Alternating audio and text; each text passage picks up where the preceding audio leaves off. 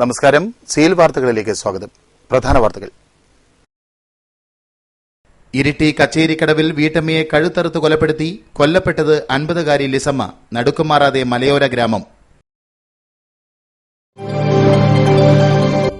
നിർമ്മാണ മേഖലയിലെ സ്തംഭനം ഉടൻ നീക്കണമെന്ന് തൊഴിലാളികളുടെ താക്കീത്. സംയുക്ത സമരസമിതി നേതൃത്വത്തിൽ ആയിരക്കണക്കിന് തൊഴിലാളികൾ കലക്ടറേറ്റ് ഉപരോധിച്ചു. ജില്ലയിലെ കുടുംബശ്രീയുടെ സമഗ്ര ആടുഗ്രാമം പദ്ധതി മാതൃകയെന്ന് ഗ്രാമവികസന വകുപ്പ് മന്ത്രി കെ.സി. ജോസഫ്. ഈ വലിയ സംരംഭം സംസ്ഥാനമാകെ വ്യാപിപ്പിക്കണമെന്നും മന്ത്രി. മലയോര മേഖലയിൽ വരൾച്ചയെ നേരിടാൻ മഴവെള്ള സംഭരണികളായി ചെങ്കൽപ്പണകൾ. കർഷകരടക്കം ആശ്വാസത്തിൽ.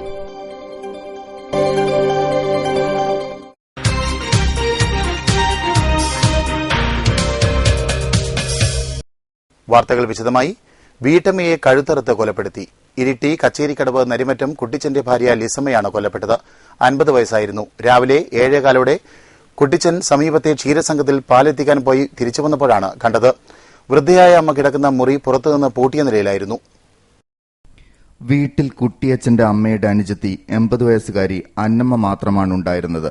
തന്റെ മുറി ആരോ പുറത്തുനിന്നും അടച്ചിരുന്നുവെന്നും വീടിനുള്ളിൽ നിന്നും ശബ്ദമൊന്നും കേട്ടിരുന്നില്ലെന്നും അന്നമ്മ മൊഴി നൽകി. ക്ഷീരസംഘത്തിൽ പാൽ നൽകിയ ശേഷം കുട്ടിയച്ചൻ തിരിച്ചെത്തിയപ്പോഴാണ് ഭാര്യ കൊല്ലപ്പെട്ടതായി കണ്ടത്.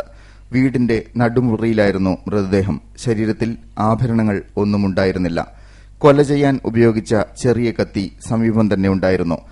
അടുക്കളയിൽ പിടിവലി നടന്നതിന്റെ ലക്ഷണങ്ങളുണ്ട്. ഇരിട്ടി ഡിവൈഎസ്പി പി സുകുമാരന്റെ നേതൃത്വത്തിൽ പോലീസ് സ്ഥലത്തെത്തി. ഡോഗ് സ്ക്വാഡും വിരലടയാള വിദഗ്ധരും പരിശോധന നടത്തി. കൊലപാതകം ഗ്രാമത്തെ ഞെട്ടിച്ചു. 100 കണക്കിന് ആളുകൾ സ്ഥലത്തെത്തിയിരുന്നു.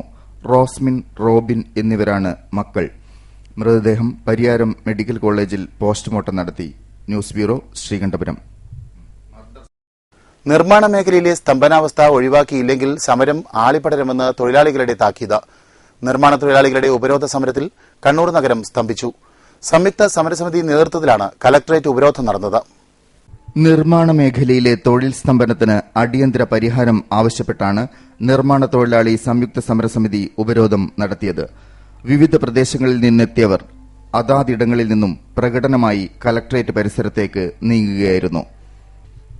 രാവിലെ 10 മുതൽ തുടങ്ങിയ ഉപരോധം ഉച്ചയ്ക്ക് 1 മണിവരെ നീണ്ടു.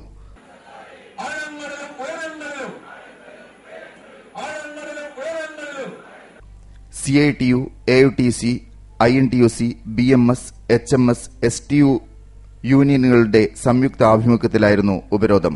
CITU സംസ്ഥാന ജനറൽ സെക്രട്ടറി KP